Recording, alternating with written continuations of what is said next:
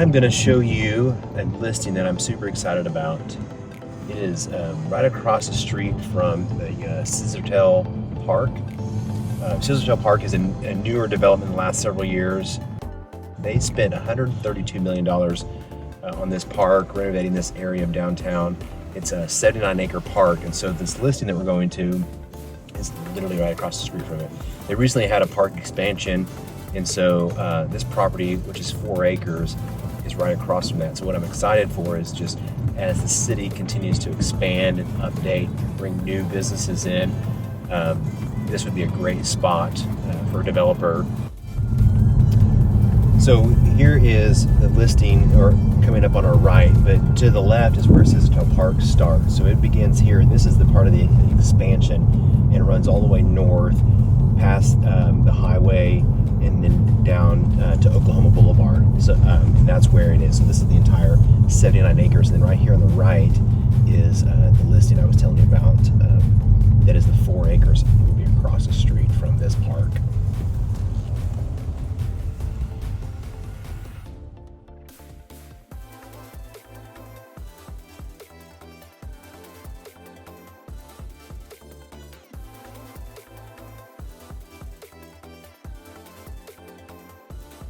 So this is the old salvage yard, A&A salvage. It's been here since 1979.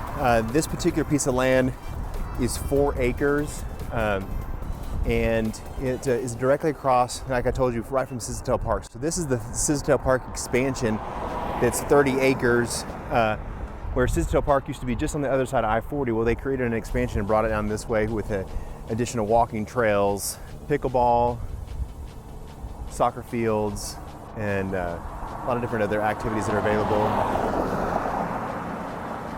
And outdoor venues as well.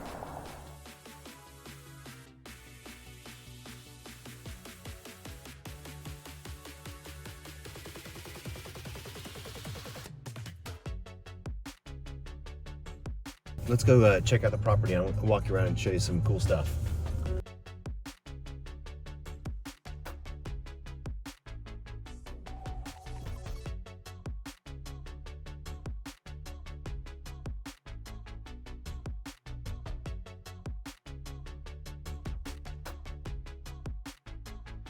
Yeah, this building caught fire on November 14th. I really think it wasn't necessarily the building that caught fire, but there was a particular vehicle or something that caught fire. They might have thought it was arson. They just don't know yet, but it may have been someone also just trying to keep warm on one of those cooler evenings, because they had shut down to go out of business because they were going to be doing an auction, and we were just making, everything prepared to get this thing sold, get it vacant, and then we could make it more attractive just as a vacant piece of land with an historic building that has been here since the early, mid to late 70s, actually. So we'll walk through here. I'll show you the rest of this. I mean, most of this looks a lot different than when the last time I saw it before the auctioneer came through, but we'll get to see the rest of this property here and get a good idea of the entire 4 acres that are here. We used Dakel Auctioneer, and then they came through. It had a on-site auction and also an auction on the website through online. And they did that at the beginning of December. Even though the fire had already happened, there was still plenty to be auctioned off. So they got most of this cleared out. Now what we're doing is working with a few wrecking companies to figure out what the bill will be to get this thing cleared, and then just make this a clean pad of dirt so we can make it attractive to any developer that wishes to sell or wishes to buy it.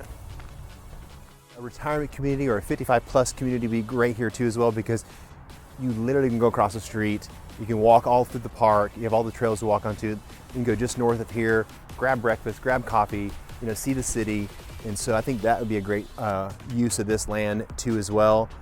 So I think it could be, a lot of different things. I think what's going to also help drive that is as these other developments come up and start to thrive, is the traffic count starts to increase down here too as well. I think that's probably the only one thing that probably deters some from really just snatching this up and going with it is we needed some additional traffic numbers that would be down this way as well.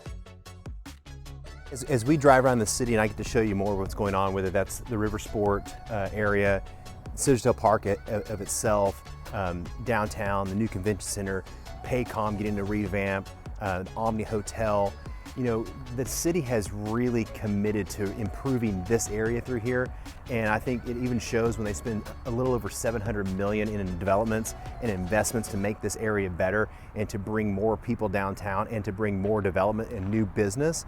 That's going to really draw a big bullseye on this property here. It is one that's going to be used for a multitude of things. And so I think, you know, it's one of those just waiting games, but we'll wait and see how things go out. But I really think people are going to find this property quite attractive once they see everything that's going to go on in the city. And I think when we go drive around and I show you those things, I think you'll see it yourself.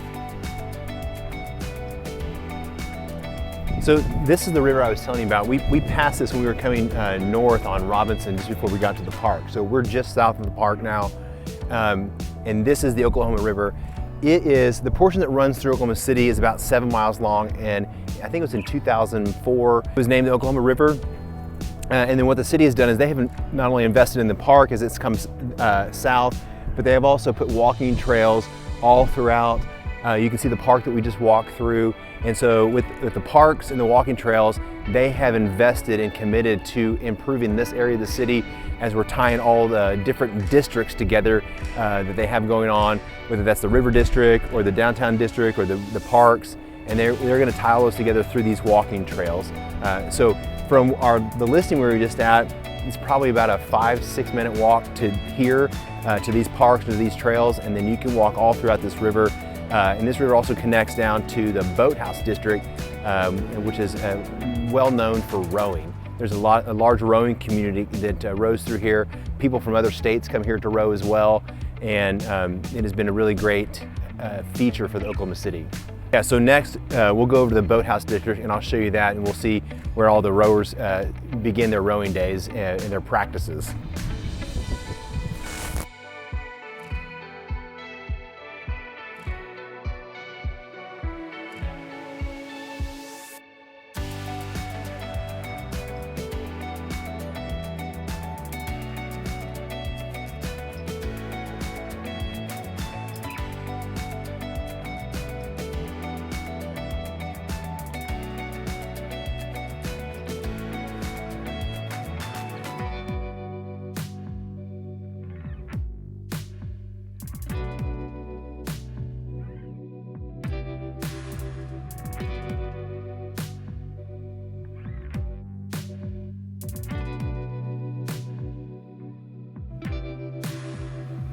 So this is the Oklahoma City Convention Center.